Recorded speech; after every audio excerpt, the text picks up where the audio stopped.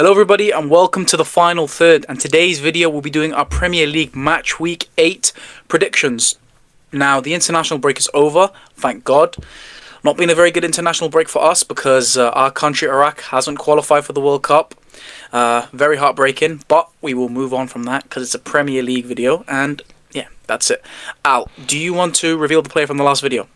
Yes, the player from the last video was Yannick Bolasie, a streets won't forget player for the Premier League. And yeah, we'll give you the new quiz at the end of the video. Perfect. Let's just jump straight into it. The first game is Nottingham Forest and Chelsea. Ali, what did you go with? I've gone for a 3-0 win for Chelsea. To be fair, at the moment, it's just looking bleak for Forest, with Postecoglou. Might even get the sack, even though he's only just come in. But to be honest, if I was a Forest fan, I'd probably want him out. He has been absolutely awful. And as well, Chelsea, picking up wins here and there, getting good performances here. And then, yeah, they're just a great team. And at the moment, yeah, Forest just aren't, clicking. So it's just looking bleak over there. But 3-0. What about you, Aston? Yeah, I put down 3-0 as well. I just think what Ali said as well, about Forest, not in a good position at all. I feel like they've quite been destabilised since obviously sacking Nuno. Bringing in Ange Postecoglou was not as good of a decision as, everyone else thought. But yeah, it's just been really rough, and I think this will be another loss under his belt. So yeah, and I think Chelsea with the win against Liverpool, that's going to give a lot of confidence, and as well, they're going to play really well, I think, in this game. So yeah, I think it is an easy win for Chelsea, and 3-0 is the score. What about you, Carlos?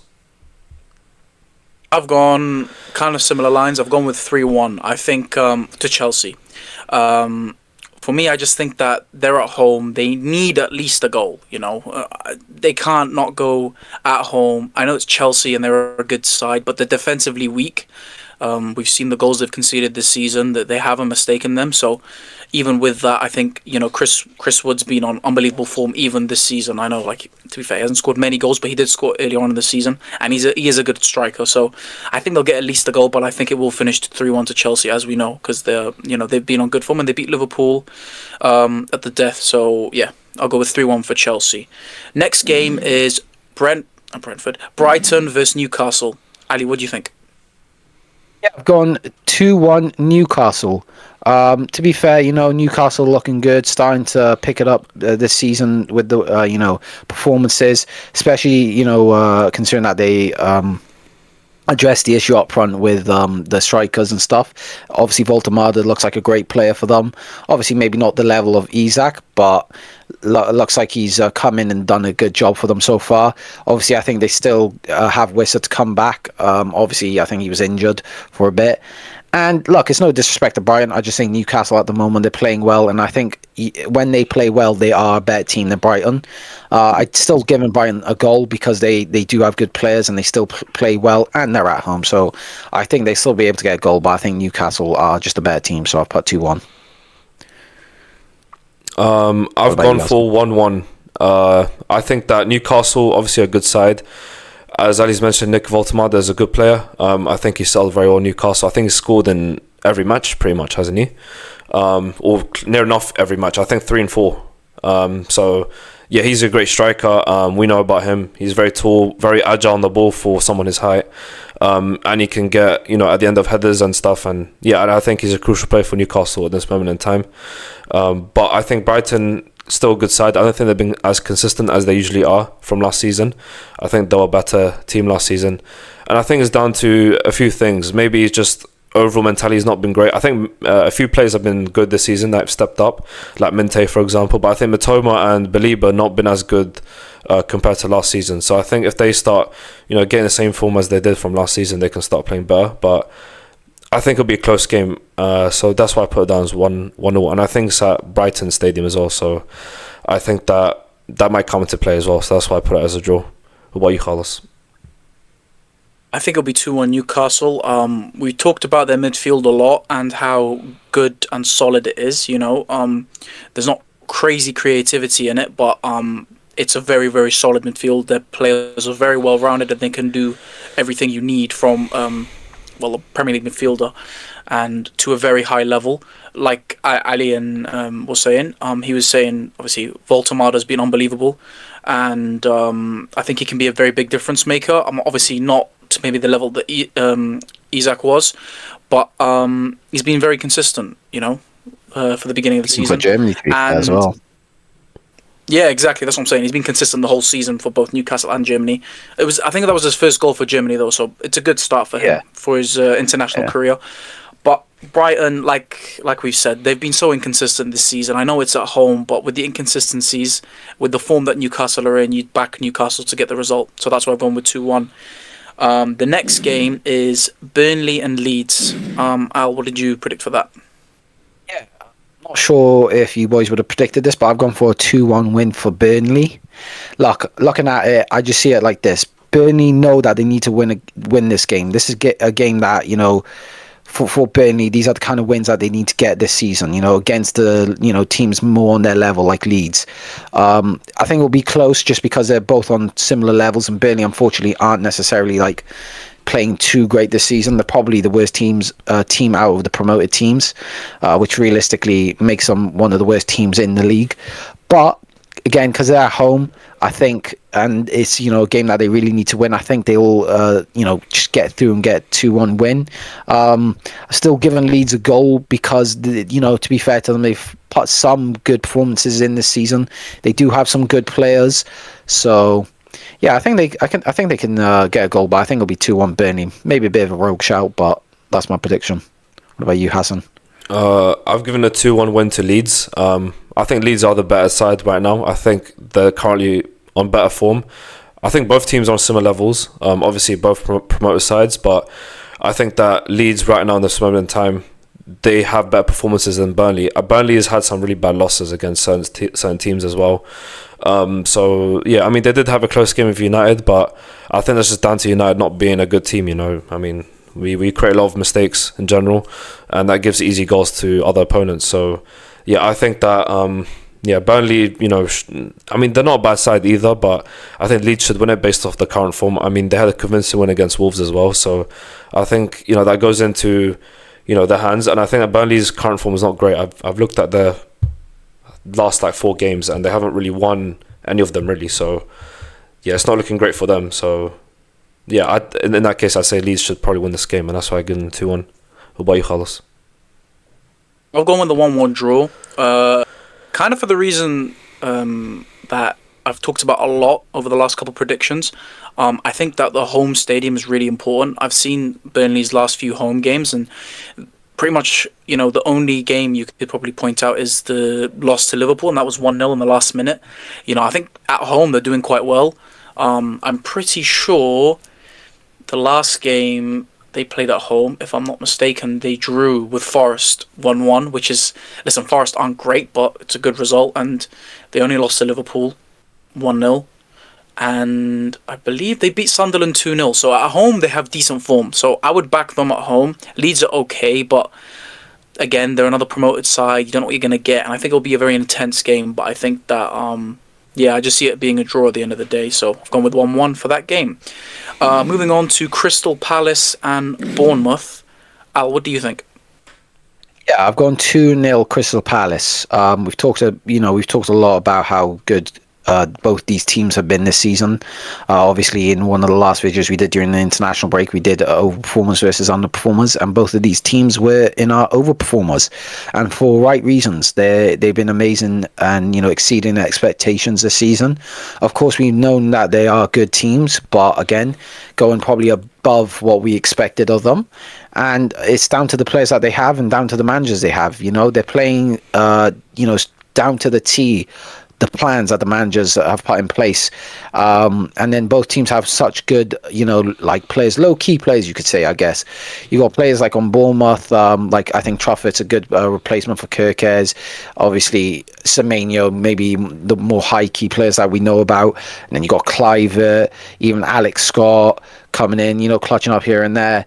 Yeah, so they've just got some good players. And then obviously on the Crystal Palace side, you got players like Sa, Mateta, Gahey, Munez, I forgot how to say his name on the right. Munoz, sorry, on the right. And just a lot of great players, to be fair. So I do think it'll be 2-0 Palace because they are at home. And I know I was thinking about giving Bournemouth a goal, but I just think Palace have been so solid. I think that the defense will be able to, prevent any goals happening. So, 2-0. What about you, Hassan? I've given them 2-1 Crystal Palace because we know Crystal Palace is a good side.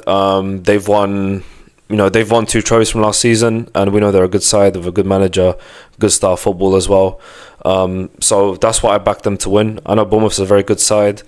And they have very good players as well as a good manager and a good style football. But I think Crystal Palace's quality is going to shine in this game, just based off their winning mentality and how they've stepped up in big games. So I think this will give them the advantage. But obviously, it's football; anything can happen. But I think when you're predicting, you got to give it to the team that you have high expectations for. So yeah, I think 2-1 for Palace is a fair result. What about you, Carlos?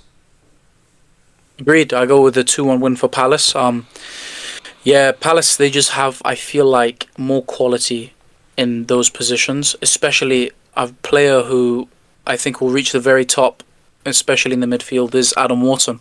He's seen as one of those players that can reach the heights of Declan Rice and potentially be a partner alongside him in England. The fact he hasn't been called up to England is unbelievable for me. He should be one of England's starting midfielders for sure, because he's controlling the games against big teams, winning the FA Cup final, and who was fantastic in that game, even the Community Shield and a lot of games this season, and he was a major part of why they were on such a long unbeaten run. Don't take any disrespect away from Bournemouth, they are a great team. Semenyo's on fire. I just have a feeling, because also Crystal Palace are at home, if I'm not mistaken, they are at home.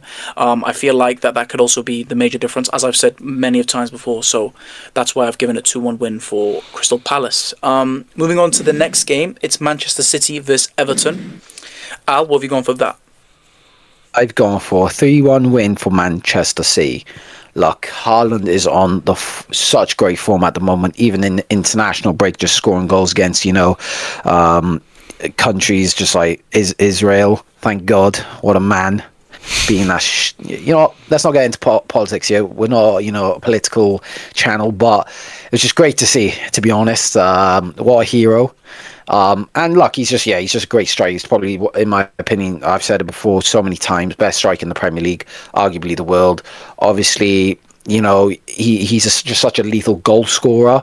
Maybe not necessarily overall footballer, but in terms of goal scoring, there's no one like him, in my opinion, in the world.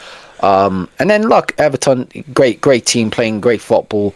Got really, players that I really like Alcaraz, Dewsbury Hall, who I really wanted at West Ham in the summer, but things just didn't go our way, unfortunately. And then they obviously got the main man, the key man for them, Grealish, who he's clearly turned it around at Everton. I'm not sure if Grealish can play this game. Sorry to cut you off. I think because he's on loan from Man City. I completely forgot about I think there's a clause in the Premier League. I've seen it with Premier League teams before. When a team is on loan, when a player is on loan from a team, you can't play against that team. So yeah. Well, okay, if that is the case, that is going to be probably a massive loss for them, Everton. I mean, obviously, I've still given City the win anyway, so it doesn't really make a difference. I still think Everton can get a goal in there. Obviously, Jack Harrison, I think that's his name. Obviously, he's come up with a couple of good goals this season, so you never know. Moyes playing good football with them. So, I've put 3-1 City. So, again, I think City are just playing really well. I know they're missing a few players, but I just think they have so much quality and depth that it just doesn't matter, to be honest. So, 3-1 for City. What about you, Hassan? I've gone for 2-1. Just on the basis that Everton are not the same Everton as we're used to. We're seeing Everton as being a mid-table club who's not performing well and competing against the big sides, but I think against the big teams, Everton has proven to be, quite a good team, especially with the likes of Liverpool. I think they deserve to win. So I think against a team like City, they can definitely get a goal and make it a very tough game for City. But obviously, as Ali said, Haaland's on form right now; he's on fire. So I think he'll probably score the 2 goals. Because I'm predicted 2-1, I think Haaland will be the one who to score the 2 goals. So. Yeah, I think he'll be crucial for this game. Based on his form right now, he's definitely going to be one of the goal scorers, if not the only goal scorer for Man City. So, yeah, I think it just all depends on City's game plan. If they feed enough chances to him, they could definitely win the game. We know Everton are creative and very good side as well, but obviously, as you guys have mentioned as well, Grealish is not going to be playing this game, so that's going to be a big blow for them. They're not be able to create as many chances or go for it up front, because we know Grealish can do both. So yeah, I think it'll be a tougher game for Everton on that, for that reason. But I still think they'll make it a good game, and that's why I give them 2-1 to City. What about you, Carlos? I've gone with a 3-0 win for Manchester City. I just think that Haaland is in the form of his life. Maybe not scoring as many goals. I say that he scored loads of goals, but I'm saying, even he, by his standards, he's probably scored way more in certain periods. He's definitely up there in the best players in the world, and like Ali was saying, he probably is the best goal scorer in the world. Maybe not the best overall footballer in the world, but he's well up there, 100%. Jeremy Doku as well, very underrated. He's performed really well this season, and I think he can be a major outlet for Man City, creating chances for Haaland. But on the Everton side of things, like we said, Jack Grealish might not be available. I think Tyler Diblin can come in and he can do a decent job, but again, he's really young, so I don't see him doing well away at Manchester City. Even though we chat about the atmosphere, that it's not that bad. Let's be honest, it's not that bad. Yeah. So I'll go with a 3-0 win for Manchester City. So yeah. The next game is Sunderland versus Wolves. Al, what do you predict for that? Going for a 2-0 win for Sunderland. Like similar to Nottingham Forest, it is looking absolutely dire for Wolves this season, probably even worse than any other team in the league. Now we've said it before, we knew that it was going to be a hard season for them because of the amount of players that they lost, but I thought they'd be much better than this. Referring back to the video that we did about the underperformers and overperformers, we've had Wolves in our underperformers because even though they've lost good players, we expect much more from them. And obviously they had a good end to the last season with the new manager that they brought in, and obviously they extended his contract at the start of the season, which I think is a mistake personally, but obviously that's all in hindsight really, and unfortunately it just has not gone well for them this season. Whereas on the other hand, you've got a team like Sunderland who've come up and again overperformed, probably exceeded a bit of expectations, but they've definitely invested really well in the transfer window, unlike the other promoted teams and unlike other teams in general in the Premier League. So that is clearly worked for them, and that's why I've given them 2-0. They've obviously had some good performances as well, and they're performing well in the league. So yeah, I think it'll be 2-0. Obviously they're also at home, so that always helps as well. So yeah, 2-0. What about you, Aston? I've given them 3-0, just on the basis that I think Sunderland will have more dominant performance. We know Sunderland's class this season. We know how good they are. Yeah, they didn't have the best performance against Man United, but I think when you're playing away, especially at Old Trafford, it's not an easy game. So you can't really knock them off for that. So yeah, we've seen the performances against other teams in the Premier League, and they've played really well. So we can expect good things from them, and I think they're playing at home as well, and we know the form at home is pretty good, so I think they'll definitely play into their hands. We know Wolves has not been great at all. As we've mentioned many times, they lost big players, key players in the starting 11, and obviously replacing them with players that are unproven, can be challenging.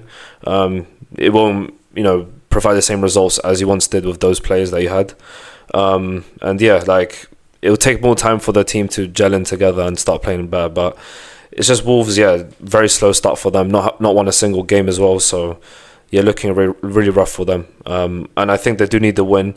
And if they do win this game, it'll be quite of a shock result, to be fair. But if they were to get a win, this will be one of the games, because I don't think their run of games is not going to be that easy for them. So of all the runs that they have, I think Sunderland's probably going to be the easiest side to beat. So yeah, I think it'll be a difficult game for them regardless. And yeah, I think Sunderland should win this game, especially at home. So yeah, that's why I give them 3-0. What about you, Carlos?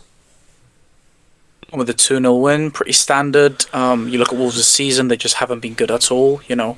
Losing Leeds very late on in games, and just, not convincing in any game, even though they have decent players. They haven't replaced the ones that left the summer. And yeah, they just don't look good. They look a bit lackluster. On the other hand, you look at Sunderland, they brought in loads of players that have come in and made massive difference. Granit Xhaka, arguably up for with the impact he's had, maybe player of the season. You never know, because I think he's been that impactful. For a promoted side. You never know. Honestly, you never Signing know. of the season, fair enough. I mean, but like player of the season is a bit crazy, but maybe for I don't them. know, bro. So listen, I would say because I think nowadays people are starting to rate more midfielders. Like if you think about it, yeah, I get that. Ballon d'Or. Look at the Ballon d'Or nominations. Vitinha finished third. Roger won the Ballon d'Or. Look at how important midfielders are in the game, in the current game, especially the deeper ones, the ones that control the game. I think Xhaka is doing that for Sunderland. I mean, if they do well this season and don't get relegated and potentially push for top half finish, he can be a very important player for that. So, yeah, 100%. I think that he can be at least the signing of the season, potentially more than that. Yeah, I've just gone with a 2-0 win. It's pretty standard because, Wolves are in bad form, Sunderland are in quite good form, so pretty basic, and that's my prediction. So the next game is Fulham vs Arsenal, and what do you think? Yeah, I've gone for a 2-0 win for Arsenal. To be honest, Arsenal are just playing really great football. I think the game against Newcastle, which might have been the last game, I saw Carlos's luck right there when I said good football. Maybe that was a bit of an exaggeration. Boring football, but you know what I mean. Like they're just winning games, they're playing well. The game results, yeah. The game results. Obviously, especially against that Newcastle, in that Newcastle game, those are the kind of games you want from your team if you're going for the title. Yeah, you know what I mean? Because it just shows that you can win games even when you're not playing at your greatest, and that is what you need. You need that bit of that fight, that perseverance in games like that to be able to get over the line, to be able to get the title. And obviously Fulham are a good team, and they do have the home advantage.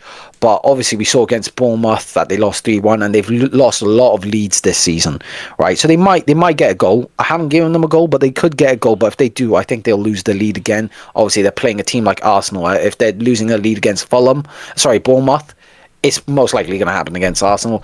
So they've probably underperformed slightly. They've been quite disappointing in terms of the amount of games that they lost when they had the lead. And yeah, Arsenal I think quality is just so much higher in that team. So 2-0 for Arsenal for me. I've given Arsenal 2-0 as well. Just based on the fact as well, I think Fulham's got a lot of injuries as well at this moment in time.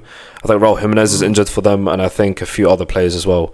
So that will obviously hinder them, not to score a goal. And I think Arsenal as well, obviously the best defence in the league. So that'll make it very hard for Fulham to score a goal and for Arsenal to concede a goal. I think the reason why I haven't given Arsenal more than a 2-goal lead is just because of the fact that they have injuries themselves too, like Martin Odegaard as well. He has an MCL injury right now, so he's going to be out for a long time, and he's a big part of them playing good football and getting good results at least. So now they're going to be a bit more set piece team, not really a team like creating enough chances and stuff, just from open play. So I think it will be easy win for Arsenal, but I don't think it'll be the best football. Arsenal don't really play the best football regardless, but I think especially this game when you don't have your key players, I think even Madueke is injured as well, so he was very, from the games that I've seen him play, he was really good as well. So it'll be tough for them to play well against Fulham, because I think Fulham's still a good side, and I think they are able to defend well as well, Fulham. So I think that 2-0 is a fair result for both teams, and that's what I think. What about you, Carlos? I'm going to say 3-1, to be honest, to Arsenal. I think a 2-goal cushion for Arsenal is going to be fair, because they are the better team, and quality in terms of, we talked in the last video about how good the squad they have. Whether the football matches that, I'm not going to say anything, because it just doesn't, because they don't play the correct style of play for me. I feel like you have the players to play a beautiful style of football, but you decide to go with more of a set piece, as people say, haram ball type game. We got the haram ball derby coming up on the 21st on Tuesday. I'm kind of excited to watch that. Probably fall asleep in the first minute, but that's how the cookie crumbles in that game. But in terms of Arsenal, and I just think that players like Saka can be very important. Whether he's available or not, I'm not actually too sure, because I actually think he's up there with some of the best players in the league. Only behind Mo Salah for me in the right wing position, and I could see him overtaking Salah. I think he's Salah available, to be fair. if he's available, then I Yeah. think he'll be a major reason why Arsenal will He win scored a this nice game. goal against Wales, to be fair. Yeah, see, I mean, he's class. He's class. You know what I mean? And some people don't rate him really. I don't think that's fair. On the Fulham side, they're okay, I guess. They're not doing too bad, but they're not doing great either. Yeah, I'll just give it Arsenal because they have been in good form, and that's pretty much it really for me. Moving on to the next game, it is Spurs versus Aston Villa. Ali, what do you think? Yeah, you know what? This might be a bit of a rogue shout, but I've gone 2-1 Villa, right?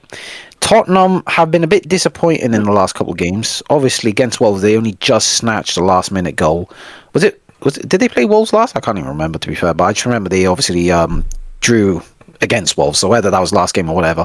Anyway, there's been some games where they've been a bit disappointed and had to clinch like some draws. And to be fair to Villa, they've started to turn around their season, which is good for them, obviously, because they had a shock start to the season, really. No one expected them to start off so badly, but thankfully for them, they've turned it around a bit, started to gain some momentum, started to win some games, even in Europe, I believe. So, it's good for them. Hopefully the international break as well, let Unai Emery, try and change, motivate them even more. Probably implement a few things here and there. I think, look, Tottenham is still a great team. Great depth in the squad. Thomas Frank's a great coach. I'm sure he's said a few things in the international break to some of the players. Try to keep them going, try to motivate them, try to improve them. But I just think this is probably a bit of my rogue shout for the week. But I've gone for 2-1 Villa. I've gone 2-1 as well, but for Tottenham. I think Tottenham is the better side. Look, Aston Villa have had decent form as of late, but I just think Tottenham overall, squad depth in all positions is good. But I do think they have a lot of injuries lately as well, which isn't great. I don't know if Tell is available for this game. He's not been bad for them, to be fair. I think he scored one of the goals last game or something. But he's a good player as well. And I think he's very important for Tottenham because right now they're missing, I think, Solanke as well. So I think the depth in striker is not ideal right now. But I do think if Tell is available, then they can definitely get 2 goals. I just think Aston Villa, they haven't played against the big sides and had a result yet. So I think that Tottenham is a big side, so I think it'll be hard for them to get a result against a good team. And Tottenham's midfield is very good as well, especially the likes of Palhinha. Palhinha is a very good player. And Aston Villa do have a good midfield, but I think Tottenham's midfield is better. And we know that midfield is a very crucial, aspect of the game. The stronger midfield is, the more of a chance you have in, dominating the game. So, I think Tottenham, it'll be very hard for Villa to get a result, and Tottenham should win this game. I wouldn't say it's a comfortable win for Tottenham.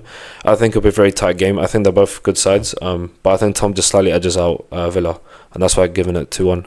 What about you, Carlos? I've gone with a 2-0 win for Tottenham. For me, it's a bit kind of a rogue prediction, I guess. You could probably say that because I've actually just looked at the stats from the Leeds game. They won 2-1, but if it wasn't for the quality of Mohamed Kudus, they probably would have lost by 2-3 goals because if you look at it, Leeds dominated every part of the game. Possession, shots, passing, everything, every aspect. And obviously, you look at how good Mohamed Kudus is and how he's influencing games. Al knows how good he is. Sorry, it's a bit of a dig, but Absolute Judas. Yeah, but he's a brilliant footballer. He's the type of guy that can control a team's fate in terms of what happens in a result. So I think he'll be good in the game, and I think he'll help them win 2-0. So moving on to the next game, the big game of the weekend, Liverpool versus Manchester United. Al, what do you think?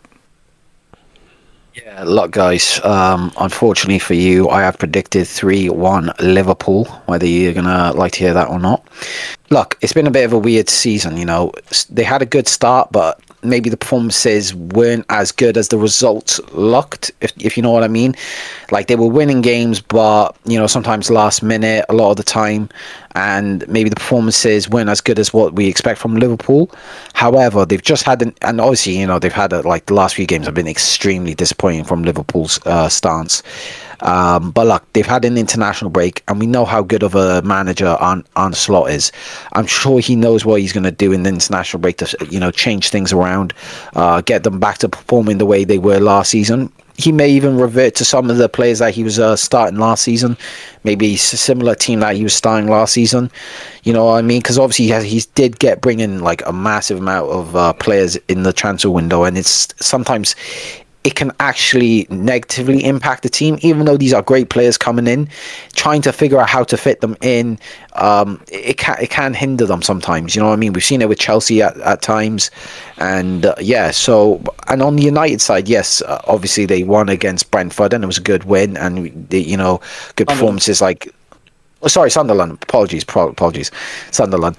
But look, Lament's had a great game against Sunderland, and that's a big thing for United, considering that how bloody awful the previous goalkeepers were.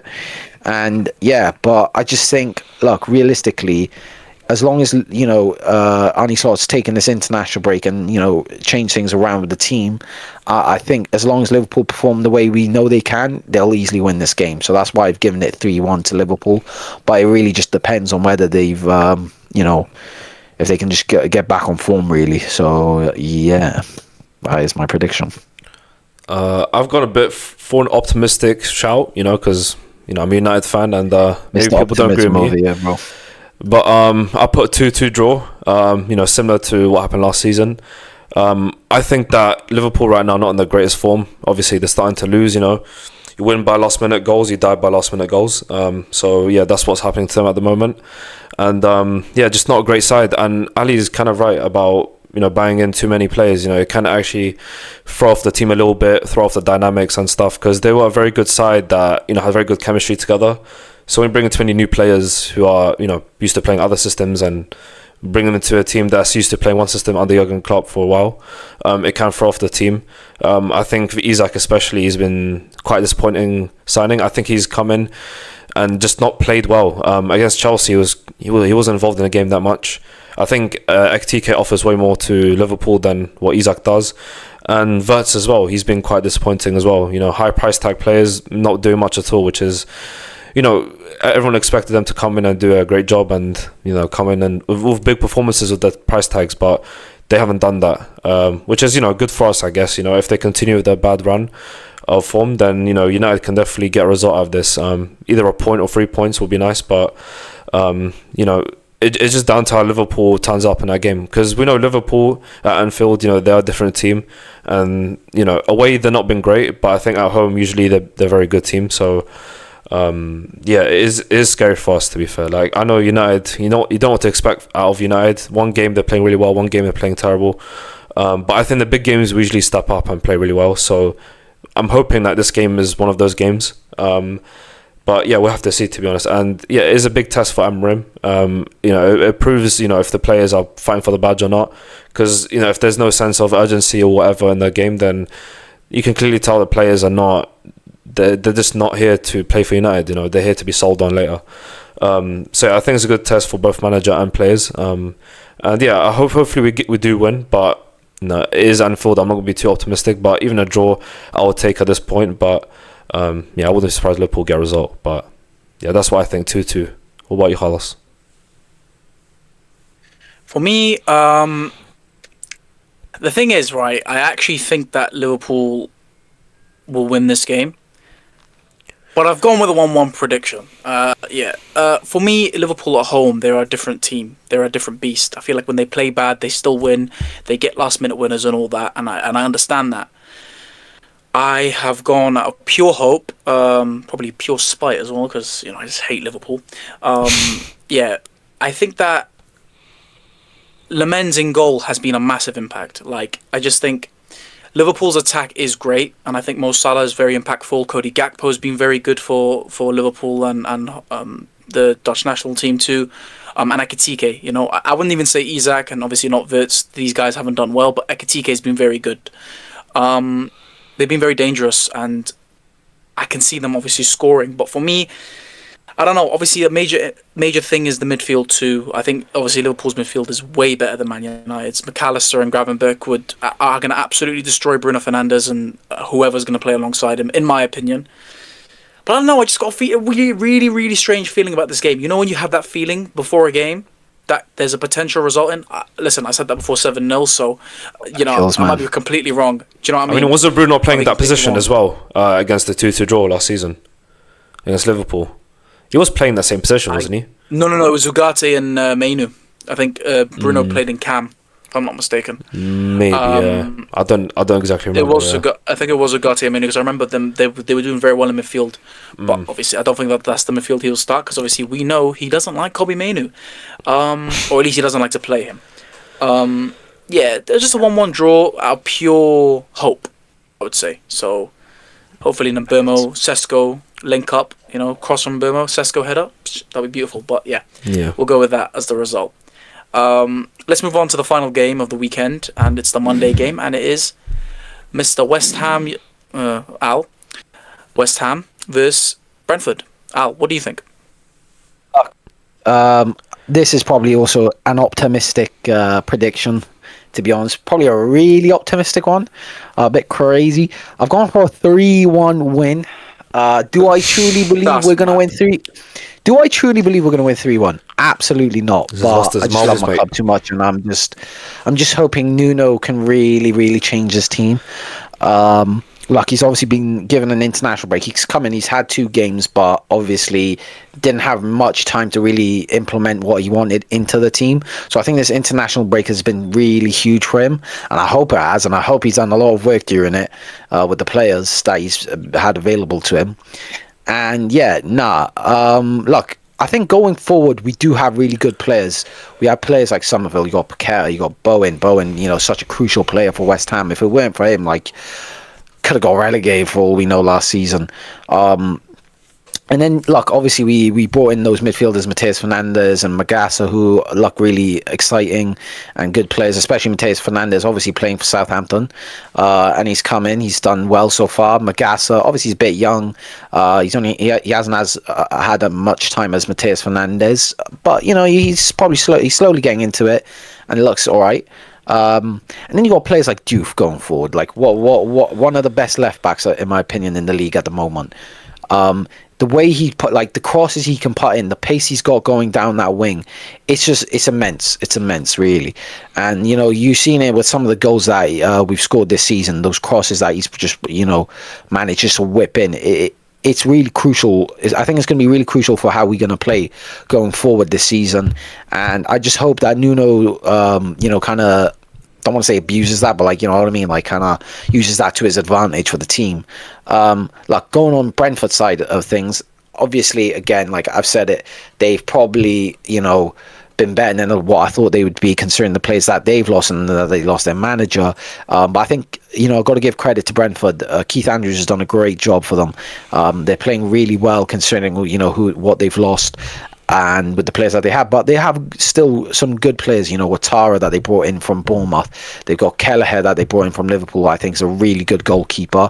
And then they got Jordan Henderson, who's a great leader. So that always helps, when it comes to similarly to Xhaka at Sunderland, you know what I mean? Just to bring that experience in the team. But yeah, again, it's just an optimistic shout, really. I'm just praying that we win, man. It's the hope that kills, though, bro. It's the hope that kills. I swear down. I put down 2-2. I've changed my score last minute. I initially put 2-1 to West Ham, but I think that Brentford are a very good side. Especially the likes of Jordan Henderson now in midfield. He carries a lot of experience in midfield, which is what they need exactly. Because they've lost a lot of experience in Norgard, who went to Arsenal. So I think Brentford overall a very good side. As Ali's mentioned, they got Dango Ouattara as well. He's a very good player as well, very dangerous on the wing. And I just think West Ham, I don't know, are they in the position right now to be winning games against decent sides? I don't know, because they really had Nuno for a few games now, so I don't think there's enough time for him to train up the team and embed exactly the system that he wants to play, because they used to do the rubbish old Potter tactics. So I think they need more time. Tactics at that point, bruv. PE teacher tactics or something. I think Nuno needs more time to start winning big games, but he could prove me wrong. I think that obviously they're playing at London Stadium, which is a big advantage to West Ham, but I think that this won't be something that will scare off Brentford. I think Brentford are still a dangerous side. Thiago is a very good player as well. They lost Johan Wissa as well, which we all thought, is going to be a big loss for Brentford, which, it still is, but Thiago has stepped up and played really well for them. So, yeah, obviously he got 2 goals against United as well. So, yeah, I think Brentford are not a team to snuff at. I think they're a good side still. And Keller in goal as well. We know how good goalkeeper he is. And, it'll be a tough game for West Ham. I think they can win it, but I think both sides are equally matched, I'd say. So it'll be a very difficult game for either side to win it. I think it'll be a very tight game. But yeah, what about you, Khalis? What do you think? Al, you're not going to like me with this one. I've gone with a 2-1 win for Brentford. For the sole reason being, I just think that they have a better squad. For me. You could say maybe... I don't know. I don't know about that. I'm going to have to disagree with you there. On paper, in terms of how they're playing this season, I agree with the performances, but I think on paper we have the better players. You get what I'm saying? But I just like West Ham about loads of different teams. No, I know, but you're just saying the team. But yeah, fair enough. Carry on. For me, I'm only saying that because you look at the team sheet and look at how they're working with each other. Otara's come in and done a great job. It doesn't really look like they've missed Mbeumo and Wissa, which is kind of crazy to say. Obviously, those two are great, but what the replacements have come in and done, it's been great as well. Me and Al, we predicted Brentford to get relegated, which is now we look at it is a bit crazy. I told you guys. Yeah, so it might come back to bite you on the bum because it bit me on the bum. I'll tell you what. They're a good side and they've played well. Look, Kelleher in goal. He saved the penalty from Ronaldo. Not many players do that. You know what I mean? He's a solid goalkeeper. I think I don't know, man. I think Liverpool made a big mistake letting him go. I know they got Mamadashvili, who's a good goalkeeper, but I think Kelleher's better, if I'm honest with you. I think he's such a good backup goalkeeper. And now he's becoming number 1. And I think if he keeps on playing the level he is, I think he can go to a bigger club and, push on and be the number 1. I just think that West Ham, they're lacking something. It's kind of hard to pinpoint it because, like Ali was saying, they have and a striker, I'd say. Yeah, but you know what I mean. In terms of even striker, in terms of attack, I don't see them being a massive threat in that sense. I know Al was saying Fulcru can be the player to watch this season. Don't get me started. I just don't think he's doing well enough, even with the chances he's getting. Oh yeah, no, definitely not. Yeah. Well, there you go. You know what I mean? I just don't. And it hurts me. Yeah. I feel like the guy, but he is awful. And then Wilson, okay, he's doing okay, coming off the bench, but he's not a starting striker anymore in the league. No. And I just think that just was funny as well. Of all the players in the Premier League, the player to watch is Fulcru. I know. Hey, leave my poor guy alone, yeah? Leave my poor guy alone, man. Look, what I will say about the striker position I get what it is with saying that a footballer looks fit during pre-season. He might be one of those players that looks good. He looks healthy. Yeah, he's lost a bit of weight. It didn't go to plan. Yellow. We move on from that prediction. But what I do want to say about the striker position. To be fair, my player to watch was Verts, so I can't even chat. I've heard that he's considering bringing up Callum Marshall to play in the obviously he's played for the first team in the preseason, but I'm hearing things about him potentially using him, and I hope he does, man, because he did look pretty decent in the preseason. And let's be fair, like you say, the strikers have been awful anyway. So what are you losing? Yeah, true. I think the main position is like you said, centre back. Listen, I think Al's very harsh with Mavropanos. I think he's been not awful this season. Let's just say that. He's been okay. He's not been great. He's been okay. He's not good enough. You know what I mean? It's the partnership for me. But I feel like that partnership just doesn't work. You can have one that can maybe, be a decent centre-back with another centre-back. It's like Maguire and Lindelof from Man United. Maguire and Phil Jones. Yeah, that didn't work. Chris Smalling, Phil Jones, yeah. Oh yeah, that was rough. That was trenches right there. That was bad. That was a rough one. Yeah. But I feel like I said, you look at the attributes and they look like they can complement each other, but it just hasn't worked. There's no relationship between them. There's no talking. It just doesn't work. There's not really much you can say. You don't know why it doesn't work. It just doesn't work. So yeah, I've gone with the 2-1 win for Brentford. Sorry about that, Al. And that is the end of the video. Before we end it, Al, do you want to give us the new quiz? Let's move to the quiz. So, the first fact is he comes from a footballing family. His father and older brother were both professional players in the Czech league system. The second fact, he scored his first Premier League goal against Wigan Athletic in a 3-1 win during the 2006-07 season. The third fact, he was part of the Borussia Dortmund squad that reached the 2001-02 UEFA Cup final, losing to Feyenoord. Fourth fact, he was one of only a handful of players to represent the Czech Republic in both Euro 2000 and 2016, with a 16-year span between the tournaments. And the fifth and final fact, despite being known as an attacking midfielder, he wore the number 7 shirt for Arsenal, a number more commonly associated with wingers. Now, let us know if you know who that is in the comments, and we shall reveal him in the next episode. I mean, that's some crazy longevity, to be honest with you. Well, it's very impressive. Yeah. You know, again, I don't really know the players, so I don't want to reveal anything. Yeah, thank you guys for coming in. Really appreciate you guys. Please leave your predictions in the comments below. We'll see if you agree with us. We'll, sort of interact, and maybe you disagree with our predictions and something, which is, good to have. It's good to have interaction on the channel. But again, please, thank you. Leave a like, subscribe, turn on your notification bell so you get notified whenever we upload, and we will see you on the next one. Take care. See ya. Yeah.